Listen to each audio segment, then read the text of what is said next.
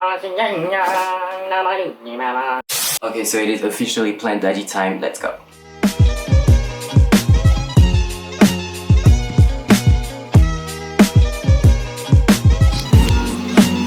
Today I'm talking about plants. Do you grow? Do you grow? Are you into growing flowers, plants? I am. Just between you and me, this past 2 years my houseplants habits has kinda got out of control. But today I'm making content out of it, so if I manage to make money out of this, I might be able to get more plants.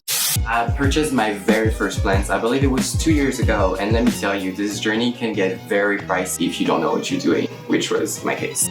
There's been a bunch of study about plants lately, and yes, they've been shown to boost your mood, to increase your creativity, to reduce your stress, and even better the quality of the air you breathe. Like, trust me, you want to get one of these girls by your side. I'm here sharing with you today the top 10 friendly, easygoing plants to thrive as a plant daddy or a plant mom. Plant number 1, the Monstera Deliciosa. Okay, the Monstera Deliciosa is definitely one of my favorite. I really love the leaves, I really love the tropical look that this one has, and it's very easy to take care of. Because of the hole in the leaves, some people call it Swiss cheese, I personally call it Gladys. This one is from Central America. They're very popular, so super easy to find, and they should be really cheap. Now, how do you take care of her? Always avoid direct lights. Most of the plants I'll be talking about are tropical plants, so you want to avoid that direct light. Otherwise, they'll get brown, they start falling. You want to avoid that. So always make sure they have a little bit of shade. You want to make sure that you water the plants once a week, but you should always check the soil. If it's wintertime and the soil is a little humid still, she can wait 3 to 4 more days. I read somewhere that some people use filtered water. They also leave that water out overnight, so it's room temperature. So if you want to be extra careful, it's something to think about. I personally just use tap water straight up from the sink, and she's fine. She's very resilient. Tip number 1. You want to avoid repotting your plants right away. Why? The repotting process can be very tricky. You want to be very comfortable and very knowledgeable. You also want to leave your plant in your own space in the very beginning so that the plants can adapt. You need that time to figure out where is the best place for your plants to live. You need the time for her to adapt to that space, and then when you feel really comfortable, then you can look into repotting, do your research to know when is the best time of the year to repot your plants. However, tip number 2, always make sure that you dust off the leaves. Use a sponge, a humid sponge, and then your plant will be super shiny, she'll be able to breathe better. Otherwise, dust just stays there and then it's no bueno. Tip number 3, if you're worried about overwatering your plant, especially during the winter time, make sure to mist your plant. You can spray a little bit around the leaves and then she should be okay for 2 to 3 more days. And just like any other tropical plants, you want to make sure that this one isn't cold, so you want to make sure that the temperature is above 60 degrees. If you're good, she should be good. Because this one is so pretty and so easy to grow, I've started propagating it. I would cut one of the branches of the mother plants, the original one, and then I put the plant into water, and then after 3 to 4 days, you should start getting some roots. Super easy to grow, super easy to propagate, and then you can make more. Number 2, the Pothos or Pothos. We got the Pothos or Pothos plant. This one is very resilient, so she's arguably one of the easiest plants that you can start with. I believe I started with her, and she really got me into the process of watering. Why? Because if the plants are wilting, kind of melting looking, you know she wants some water. She's dry. If the leaves are getting yellow, you know you're overwatering it. So starting with her really got me into the groove of checking the soil every time before I water her. I also got into the habit of misting it daily because she likes a good level of humidity, but don't sweat it. Overall, she should be fine. She does enjoy a lot of light. It just can be straight up direct light. You can prune them and keep like a very short loop, or you can have them grow and get bigger and have vines falling down if you want to have some hanging plants in your apartment, which looks really nice as well. I also started propagating this one. The same process, you want to make sure that you break up a little piece of the end of the vine, and always make sure that you have this little brown piece. That'll be the beginning of your next root for your next plant. Give it some love and then she should be all fine. Number 3, the ZZ plants. This one does not know fear. At first when I had it, I was like, is this fake? She always looked like one of my greenest plants and I would never water her.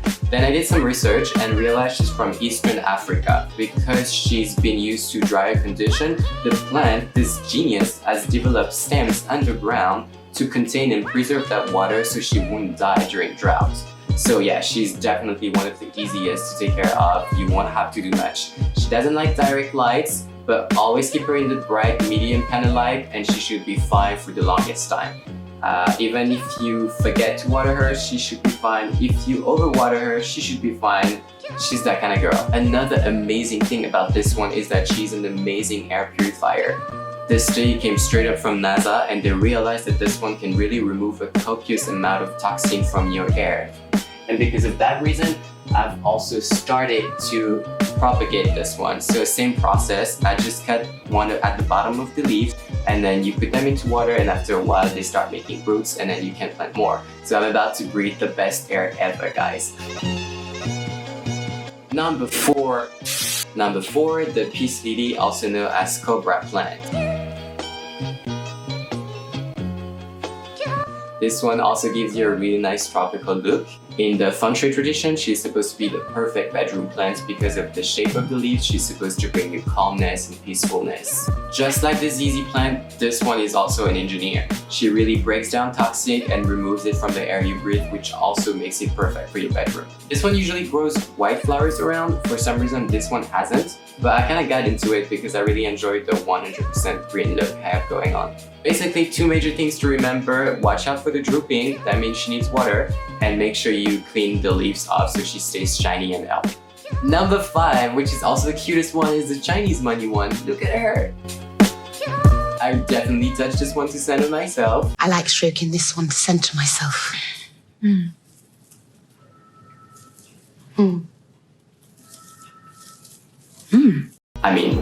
I mean, this one once again is very easy to take care of. You just have to water it once a week, make sure she gets some light but not direct sun, and you're good to go. Propagating is a little different. You can't just snatch a little branch. They actually make babies all around. So this one is my first baby. I'm hoping to get more and then I will remove them gently and repop these babies. Be very gentle when you touch the plant because it's one of those that breaks very easily. She's very fragile, but she's so cute. Number 6 is a Santa Rosa fern, which we call the miracle child. Why? I tried so many types of ferns and it never worked. I think the level of humidity they need, the level of moisture can be very tricky to achieve. This one is the one. She's kind of an hybrid, so she's a little more tropical looking. Some people call it the tropical fern.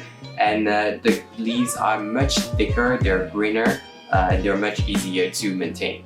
You get the look without the trouble. Some people like to place them in their bathroom. Because this one is not in my bathroom, I always make sure to mist her daily so she gets all that moisture. And she's all shiny now. Number 7, the Ficus bonsai. You don't have to give her the care that you would give to a bonsai. This one is very much like a tropical plant, except you don't need to water her that much. Just make sure to give her a lot of light, not direct sun, and a high level of humidity. Number 8, the Yucca Plant. The Yucca plants are striking and low maintenance, which is the perfect combo for houseplants. This is exactly what you need. Definitely avoid direct sun because this one is very sensitive. Make sure that the soil stays dry though. You may have to water it twice a month. I would also suggest to take out the brown leaves. I usually do because that way the plant puts more energy into growing more leaves than the brown ones at the bottom that are already dead. Number 9 is the lucky bamboo.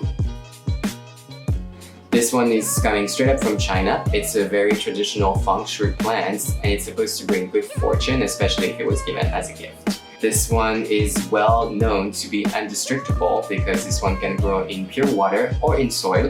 It can survive in many conditions.